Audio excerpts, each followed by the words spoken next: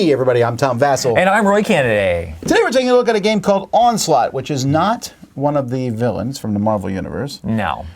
This is a D&D game from WizKids. In fact, it has characters from the D&D universe in it.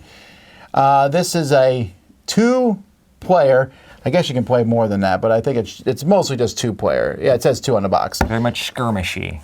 Yeah, you're going to be taking some of the characters and fighting someone else's characters, but using combat and characters and theming from Dungeons and Dragons. Here's a little bit about how it works.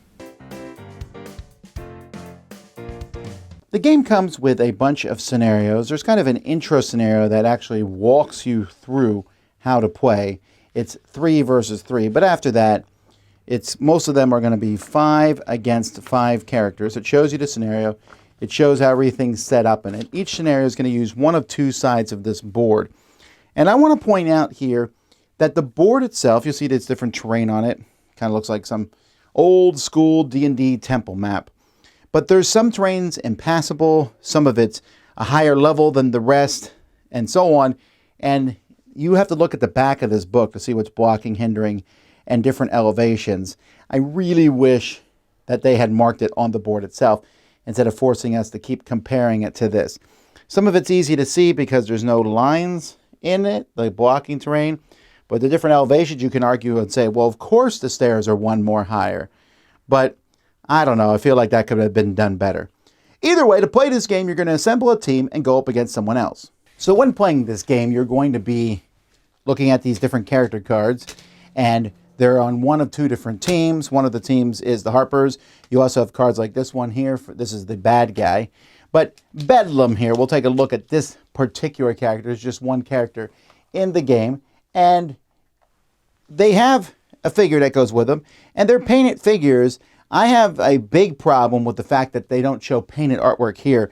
It's not so easy to figure out who is who when I'm quickly glancing at the board. Yes, it says in very small letters Bedlam on the bottom of a clear translucent base.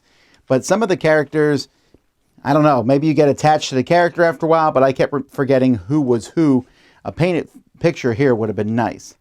The quality of this board is a little suspect. I don't think it's particularly good. It's a thin piece of cardboard with these dials in. Doesn't really sit flat. But you're going to have different things on the board. So there's experience. And every time you hit someone, you get experience. But you also get experience from other things. So Bedlam gets an experience every turn at the end of their activation. While the Lightning Dancer gets experience when they're attacked by an enemy. While the Sedona gets one experience at the end of her activation, just like Bedlam. And this one, Grappleshanks, gets an experience after he defeats an enemy character. Why do you get experience? Because after you get a certain number of experience, you can take one of these cards. Each character has 2 cards and add it. So this person, after you defeat an enemy, he heals 2. And this is just plus 3 armor. So that's experience, and that's how you're going to grow over the course of a battle. But you have these spin dials here, and you'll start at full health on this dial. And as you take hits, your other stats might go down. You have an armor, which is a number that your opponent has to roll to hit you, to do damage to you. And you have a move value. And as you lose health, and the red bar just affects some special abilities, but as you lose health, the other numbers might go up or sometimes even go down depending on what's happening. Like his armor goes up as he loses health, but his movement goes down. You're also going to have a basic attack that you can do on your turn. He has 2, a Pact Blade. This is a standard action. On your turn, you're going to get a standard action. You also have a move action. You also have a bonus action that you can take. And so this standard action here, you can attack an enemy. It's plus 5 to hit, does 2 damage at range 1. Or an Eldritch Blast, which is also a standard action. Hits an enemy at range 2 to 5. It's plus 4 to hit and does 2 damage. If you ever roll 20, that's what this critical means. Plus 1 damage if you're attacking with an axe. So the Pact Blade will do extra damage. Each character also has some super special abilities, like this strike here, for example, in this character, requires your standard and your bonus action, and this lets you make an attack. It gets an additional 3 to hit and 1 extra damage. While he can also do a curse, and he also has, this is a defensive thing, a hellish rebuke. When you're damaged, deal an equal amount of damage to the attacker. Each of these starts at full, but whenever you take damage from these, or whenever you use one, I'm sorry, then there's a countdown on them, and it will tell you what the countdown is. So this one, for example, is a countdown of 3. So at the end of every round, it counts down, and when it gets back to where there's a check mark, you can use it again. The curse is a little bit different. After someone whose curse is defeated, you'll get that one back, and so on and so forth. And there's also special abilities where your countdown dials can go faster. So this is going to make every character very, very different as they move along the board. Combat's simple. When you attack someone, you roll dice, you add your modifiers, and you pick the better die. If you roll a 20, it's a critical on either die. If you roll a 1 on either die, by the way, the 20s are the special symbols on these dice where there we go. On that one, here's the symbol for the Harpers on the blue dice. The dice are pretty cool. But if you roll a 1, it's always a miss, no matter what kind of bonuses you have. And that happens if you roll it on either die.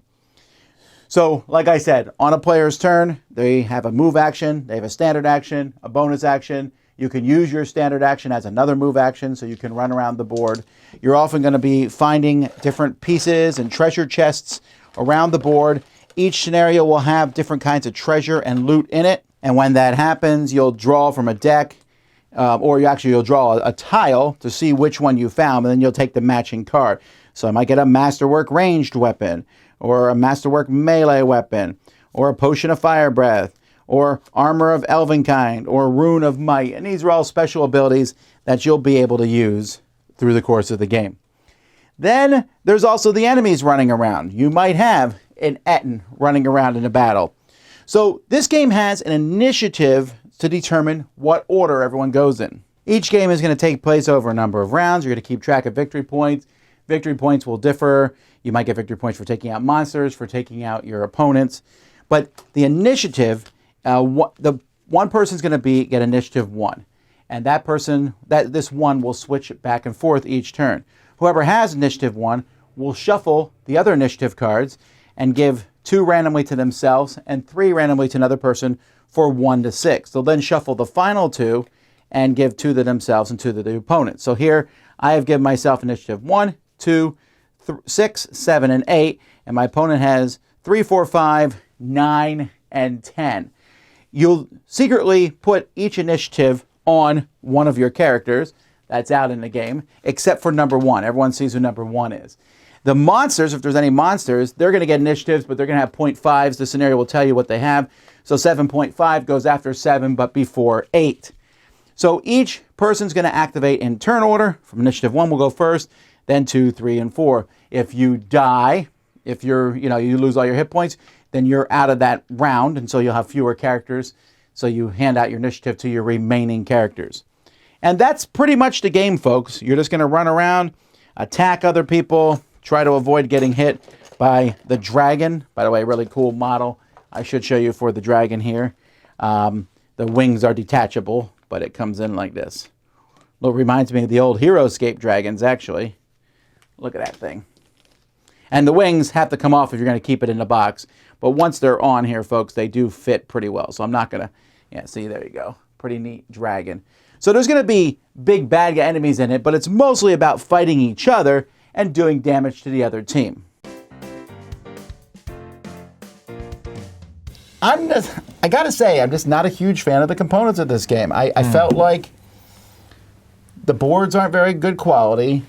That stylized silhouette is not particularly useful. Remember who each character is, and when you have 5 characters, you were struggling with that a lot. Like I kept being like, I think it's that one. Like looking across the table, like I think it's. And I had to line mine up, kind of like where the characters were on the board, just that way I could remember them. Once they start running around, it's like I think that's that one. But I just kind of had to remember, like with this guy is the wizard, and he has these spells, which I had to read the thing to figure out, And then the dials, the numbers are really tiny. Mm-hmm. It's okay. The dice are great. Right. And the board looks good. It just really bothers me that they don't have the terrain kind of printed on the board. So I have to look at another paper to see what the terrain is. That's kind of, WizKids is all over the place sometimes with quality. And I thought this would be one of their higher ones. And it's not, I don't think. Yeah, I mean, it comes with a decent amount of D&D miniatures. And I mean, we have the painted version, right? Is there different versions of this? I don't think so. Just painted? But it's their typical, if you've seen their HeroClix stuff, it's painted the same style as that. They're a little spindly. The dragon's great, but the rest are if you ever played HeroScape, it's kind of like that. You're going to get your bendy staffs and stuff like that. But, you know, if you're not that worried about extremely high quality stuff, I mean, you could throw this in a regular D&D game and stuff like that. So, Speaking of that, the game is very D&D-esque. Right. I mean, you're rolling 20-sided die, trying to roll over someone's armor class. The major difference is you're rolling 2 dice. Yeah, you're rolling 2 dice for everything, which is in 5th edition when you have like advantage and stuff like that, or disadvantage, you take the lowest and things like that. But I mean, it feels like D&D 4th edition with like cooldown timers a little bit. I guess it has 5th edition stuff in it as well. But yeah, you just have a bunch of powers and you're slinging powers back and forth and you're trying to figure out which powers to combo with that powers. And this character's power is good, combo good with that one. This can pull the guy over and then I can stab him with this other character, that sort of thing. I wasn't a big fan of the system where they're like, you have a standard action, a bonus action, a move action. Your standard action can be a move action, and what's a bonus action? Well, opening a chest is a bonus action, but right. And then there's free actions, and it's just, I think you almost have to know D&D. Like, that stuff didn't really throw me for a loop, because I understand that. Yeah, that feels very D&D, like, oh, you have the bonus action that you can do this, and the free action and the move action. It also has a lot of things like locking characters down into like, a lot of characters, if you walk away from them, they do damage to you, which ends up meaning you just kind of walk to each other and then just roll dice until someone dies almost, you know. And that's where I'm running into a problem with the game, is that's what it kind of ends up. You walk towards someone and you hit them, unless you're a ranged character, in which case you get close enough to shoot them, and then when they come towards you, you hopefully can back it up before they can hit you. There is, I'm not saying there's no strategy, obviously. Yeah, there's strategy about running around, but sometimes it just comes down to how the hit dice work. And not every scenario is run at someone and kill them. Sometimes you're trying to accomplish some sort of goal. But the special abilities, I have that Vasel's Law that says use stuff. Yeah. But in this game, there's no reason not to use your special abilities at every instance, because if I wait till turn 3 to use my special ability, I might use it once. Right. If I use it in turn 1, I'm going to use it twice. Exactly, and you have to like think about that. And it's like, okay, cool. Like I have to either try to use this as fast as possible, and then I might get to use it again and get lucky, or I just use it the one time just because like, oh, this takes 5 rounds to cool down. How long is this game? 5 rounds? Oh, okay. You know.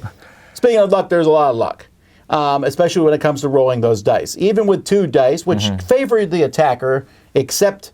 So it's kind of like advantage, except that if a 1 shows up, it fails. It still misses. So that's not advantage then, because advantage would ignore the 1. And another thing for me is the fact that like most of the damage in this game is you're doing like 2 damage or 3 damage or 1 damage, and like I've never been a fan of like these real, I don't know, it's almost like sports scoring. Like everybody likes those exciting high numbers when they're hitting something. And like in D&D, I really do like rolling damage dice and being like, oh, I hit this much, even though that adds more randomness to the game. But just the really, really low numbers for me, like feels like, okay, I did 2 to you. Okay, I did 2 to you. It's like every character basically does 2 damage. You do 2, you do 2. I got a crit, I did 3. You know, it's like, that feels kind of boring to me. And even the special abilities are like, this one does 3 damage. I'm like, oh. So why don't I just use a special ability? So we're coming down on this a little hard. I don't necessarily dislike the game. I love D&D. I really enjoy skirmish games. Yes. I like the idea of cooldown tracks and stuff like that, but for some reason, it wasn't as cohesive as I was hoping for a lot of that stuff coming together. I was really excited when I saw this, and some of the component stuff just kind of made me be like, So I had to like rethink about it a little bit. It's also weird that this is essentially HeroClix in many ways, because you have a dial for your character that as you get hit goes down. That's literally the same, and this is the company that made HeroClix. And like, why did they put the click base on the dial? Yeah, it's very strange. Like, I don't know. It's on the card maybe because instead. those bases are like 1.5 inch, and then D&D is always 1 inch. Got it. You're right. That might be what it is. And I know that they did this so that there's definitely a bigger picture here. There's more expansions coming. WizKids already makes the whole D&D line of miniatures. I'm sure they'll make cards for those. And I'm sure they want the crossover people that are like, I'm going to buy this game because it's a skirmish game, but also I'm going to use all the miniatures and all the boards for my D&D campaign. I'm not even going to worry about the game, which, I mean, that kudos to them. I mean, that's cool. You get a dragon, you get some monsters, and I mean, it's fun to add that stuff into your campaign, I guess, you know. For me, it's a 6. I have a lot of little problems with it. I normally like, you know, some people like, I like to control one character. I like controlling more than one character. That's fun for me because I don't know, for some reason controlling two characters, I'm a big fan of controlling two characters because I like having like an attacker and a magic user or a healer. It's just fun for me because the weaknesses of one character might be the strengths of the other, and so I get to have fun. 5 is a lot. 5 is not a lot in a skirmish game. I played games like HeroScape and stuff like that with like 10 sometimes instead of 5. The problem here with the 5 is there's so many dials. Right. So many things going on. Small print on the cards. It's not that they have one special ability. They have 3 plus their attacks. And from my experience with the dials, they didn't necessarily do the best job of keeping the numbers exactly where you wanted. And I'd just be like, so many things going on, you might accidentally move something to Yeah, so that part's fiddly. Right. At the same time, I don't hate it. I don't mind moving the enemy and throwing dice, and there's a dragon swooping in, or you're fighting Ettins. That stuff's interesting. I like the theming of it. I just wanted to like this more. If you said, let's play Onslaught, I'd be like, okay, I guess. But I'm not that enthused about it. Right. I think the game is messy. I think it's fiddly in ways. It should be much more streamlined. What do you think? For me, I'm going to give it a 6.5. I mean, So almost. It's almost there. Like, I really enjoy skirmish games. I really enjoy D&D. I enjoy using powers and trying to figure out how to combo that stuff together. Like being like, okay, I'm going to run over here, then pull your character here, and then that character's going to stab you, and then I'm going to open the chest and get cool items. But in the end, like, I feel like there was a lot of misses in this overall. So I'm just not going to quite give it an approved, just because a lot of the component stuff and then just how the mechanics work together. I mean, as far as D&D goes, I mean, I'm sure you could enjoy this game using it in D&D more than actually the gameplay itself. Some people are going to really like this. You know, I get that. But for me, this feels like a 20-year-old game, honestly. It feels like the old Wizards D20 game that came out, 20 years ago. And skirmish games is a crowded territory, and there's some really good ones out there. So if you like D&D, this might be what you want. Anyway, that is Onslaught. I'm Tom Vasel. And I'm Roy Cannaday. Keep rolling those crits.